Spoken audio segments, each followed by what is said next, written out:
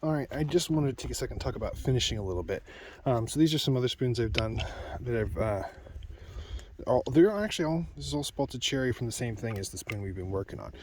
So you can see how different characters would, even from the same, I mean, this is all the same branch, literally off the same tree.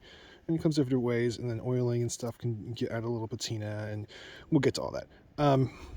When it comes to the decorations and whatnot, one of the things I definitely want to keep in mind is that um, they don't interfere with the shape and style of the spoon. You know that that it's adding visual interest rather than taking away.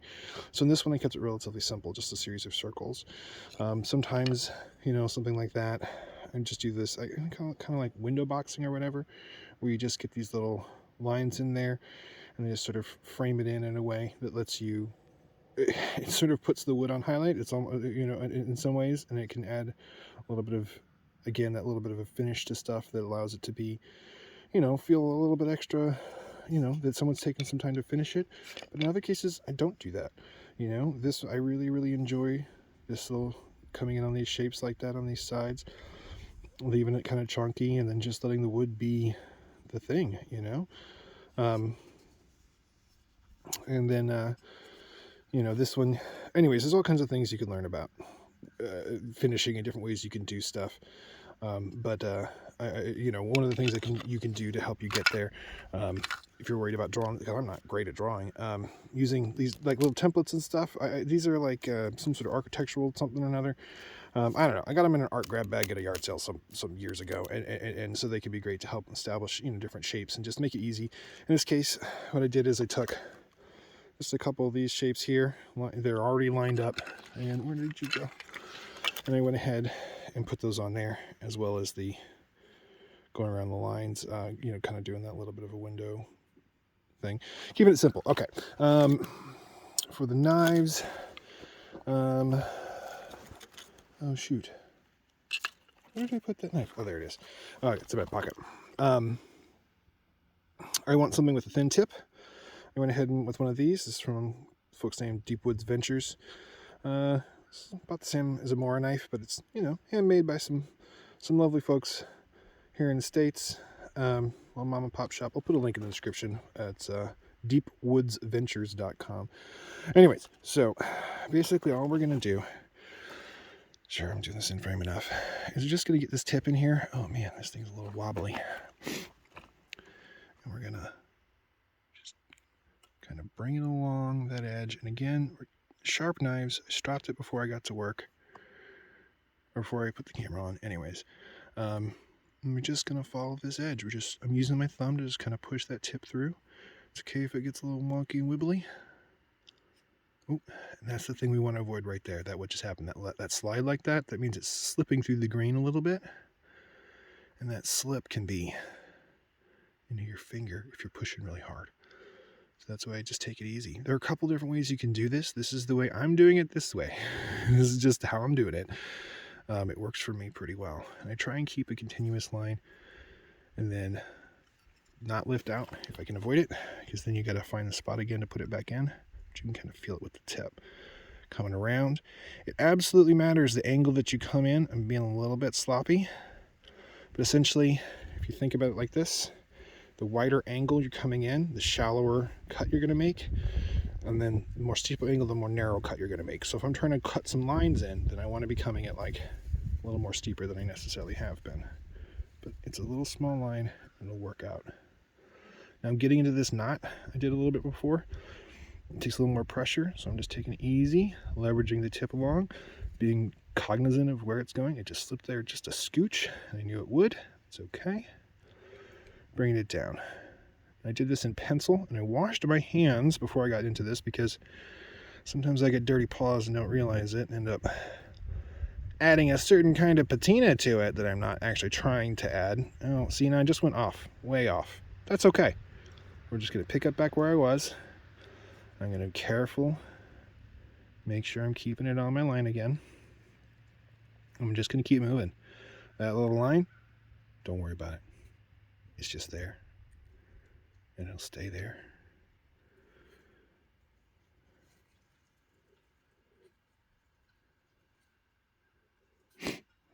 Okay, now I want this to be a little bit of a sharp edge, so I pull it out and then reset it. And I'll have to come back and find that edge later. Bring it out to this.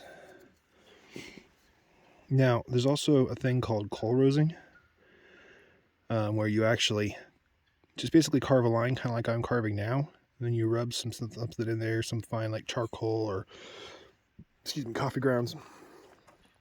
And then as you oil it, that oil will make the wood seal around it. It's basically like tattooing wood. It's called coal rosing, Kolrsing.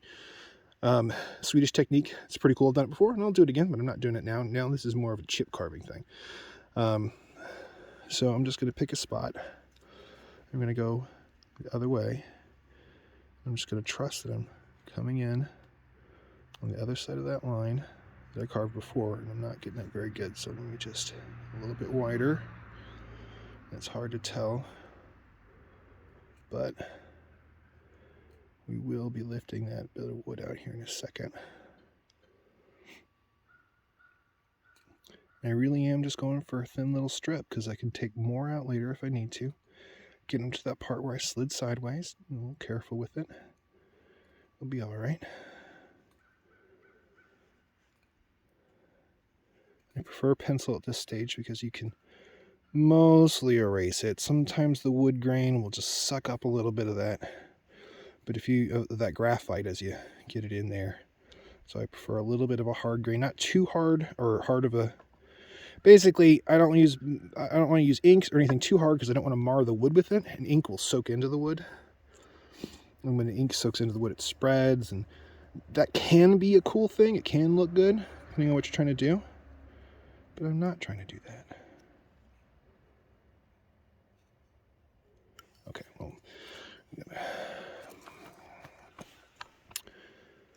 when we get to this top, I have to just, again, get it just right behind that line. Now, I did not get, I got a kind of a straight instead of a round. That's all right. It's not exactly what I want. And this is the part where I'm always the most paranoid about cutting myself. Just because it's like, you're getting all this knife work right up against your fingers. Sorry, I'm speaking right up against the cell phone, so I'm going to speak quietly, and hopefully it's not too awkward for you to listen to. Should do an ASMR version of this where I just don't talk.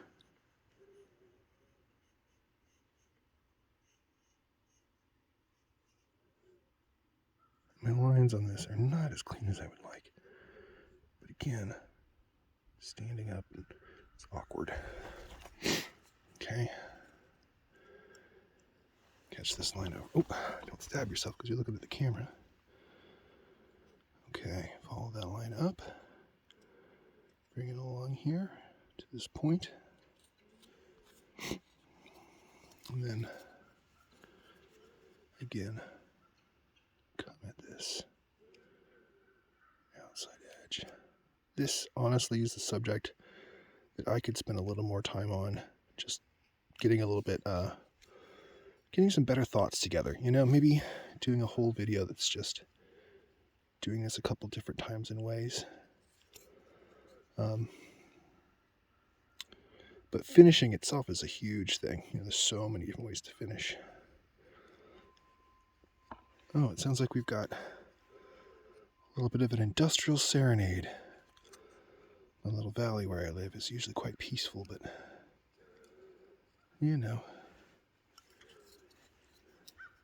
the world is here. And so are you, and thank you for that. I appreciate that. Wait, I haven't even been looking at my camera again. Okay, so I'm just trying to separate some of this out so it comes out. Oh, my back. Okay. Oh, man, I'm running out of time on my camera. I may have to come back and delete some files and start over again. Well, I mean, whatever. I'm not going to start the spoon over. It's already where it is. So, this is getting me a little bit of trouble here. Not very clean.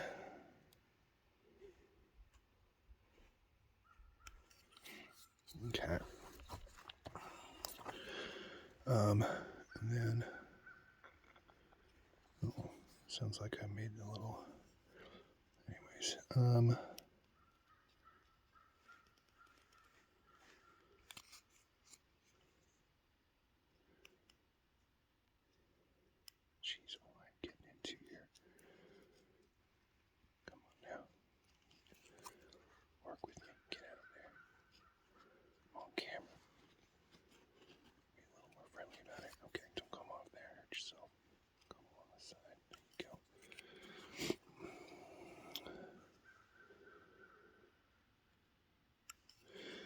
when you're doing this kind of stuff, you don't have to be as concerned with the wood grain. But it does still matter. It is still there. You still can find yourselves a little bit out of luck and a little bit peeling wood back in ways you didn't mean to.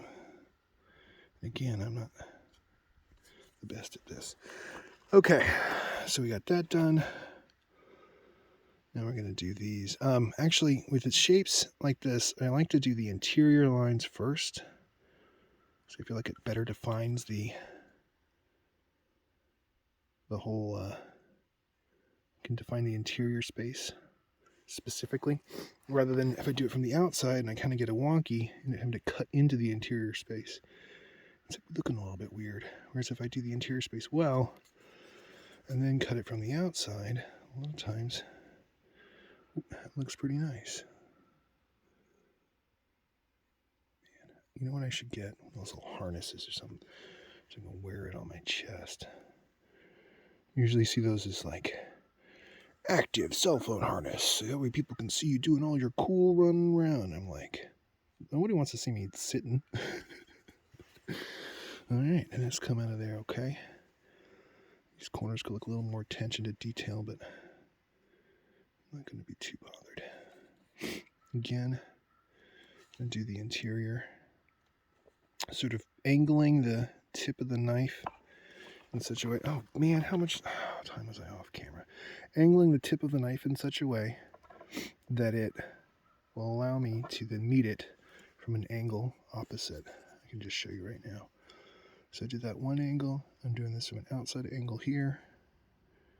And that lets us just let that little bit of wood out. Oh. Okay.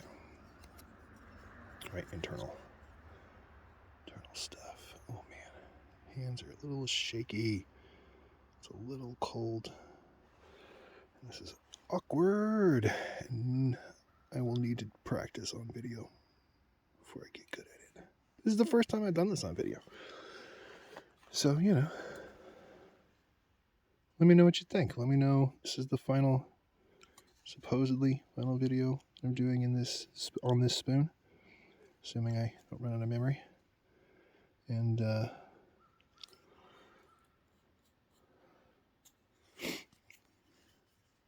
me know if you enjoyed it. Sorry about my sniffling. One enjoys that. And someone sniff. Sorry, headphone users. Okay, well, that was getting a little weird at the bottom there. Alright, this little cross. Gonna come up. So, the cross here, these lines like this, they won't. Since it's not a continuous line, it's sort of a dead line ends. I'll show you what I mean. Hold on, let me just get through this. Okay. So, the piece of wood is still kind of stuck in there. So what we want to do is break off the ends, just cut the ends of it. And that should give us enough separation to then get that out. And then when you go cross like this, I find that when you're going with the grain, the knife will sometimes slide with the grain. When you're going across like this, sometimes it just will just right through it. A lot faster than you expect, or I expected anyways. Not the coolest way to cut yourself. Well, there's no cool way to cut yourself. Though I appreciate that some people have different ways of expressing themselves. I don't encourage self-harm, but if you want to get some cool scarification thing, it's up to you. Okay, so in the back here, maybe a little hard to see. This is my initials. EAH, just stacked all on top of each other. There's a E, A obviously, and then an H. If you just stack them all on top of each other, looks weird. And then today it's December 2021, so 12/21. What's going on there? This is awkward and weird. I'm going to actually stop the camera and do it off camera. No, I'm not. All right, let's just do it. Hopefully, I just don't want to cut myself, you know? And anyways, so again, I'm trying to do the interior space first. Doesn't have to go super deep. You just need to be giving a positive connection with the wood. And I am kind of, this blade tip, I am kind of rolling it along and lifting it up so that the final cut is lifting up that tip. So we got a nice final into the line, and it doesn't just sort of peter out. Oh, slid out there a little bit. That's all right. Okay. Oh, getting a little curve in that. It's going to be the way that one is, huh? All right. And then, but I'm going to lay it down for this way. I need to bring this down to the corner. And then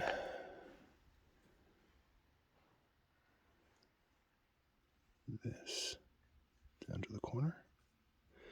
You notice that as I'm carving it, it's not exactly the same as the sketch, and that's fine. The sketch is to help me, or the drawing, the gives me the sense of the space, lets me know where I'm working at without having to be too weird. Okay, this is weird with the shade on it. Hard to see.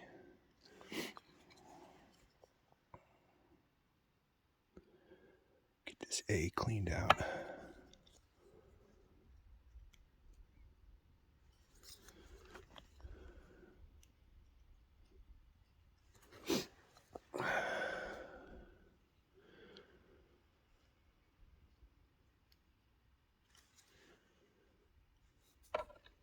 Oops. Didn't mean to bump y'all there. Sorry about that. Okay. This side here. Come along this side here. Oh, I already did I'm doing the inside again. I gotta do the outside now. What am I doing? Wasting my time. Well, wasting your time. All I have is time to waste.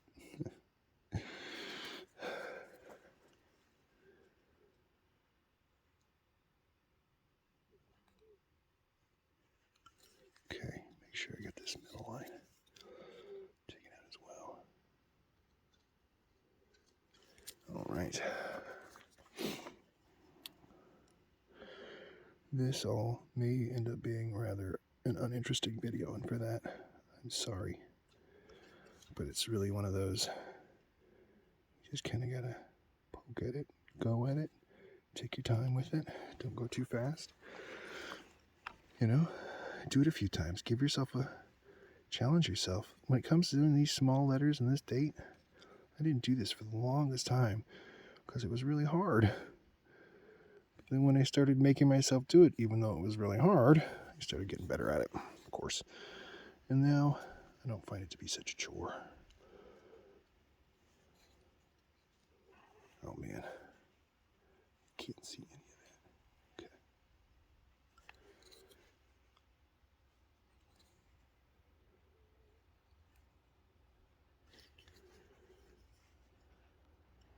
Oh man.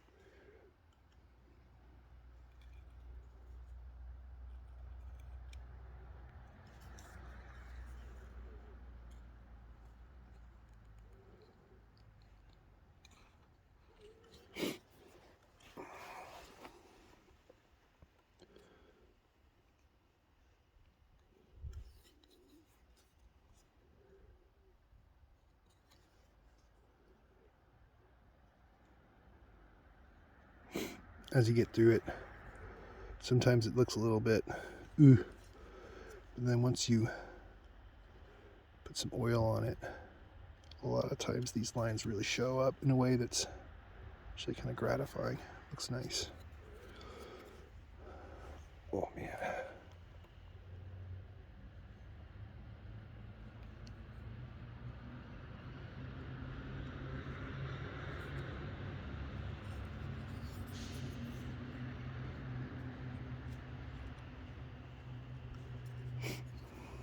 That's going to be a bad 2. Got a little bit silly with it there. That's why I try and do the interior spaces first. So that way, if you get a wonky exterior, you can kind of, oh man, just making a mess of this 2 here.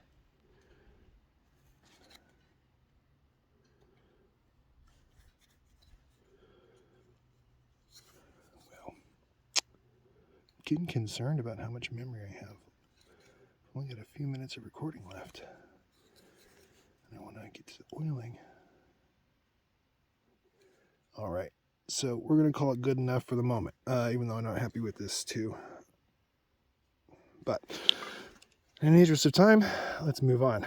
I usually use like a soft white eraser if at all possible. Sometimes I buy them even.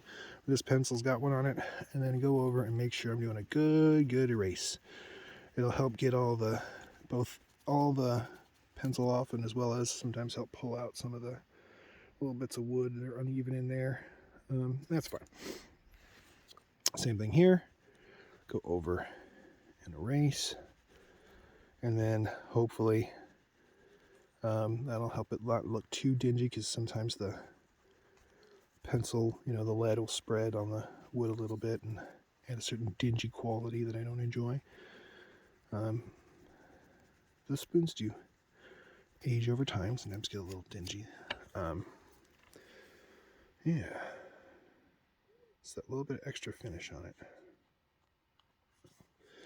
All right, get all that off, and now I wish the sun was a little more consistent today, but it's time for oiling. Now I use mineral oil. This is actually a laxative that you can buy at the drugstore for relatively cheap. There is a lot to know about oiling things, but basically this is meant for people to put in their bodies, and it will absolutely work on a spoon, and it doesn't change color much. The oil itself won't change the color of the spoon.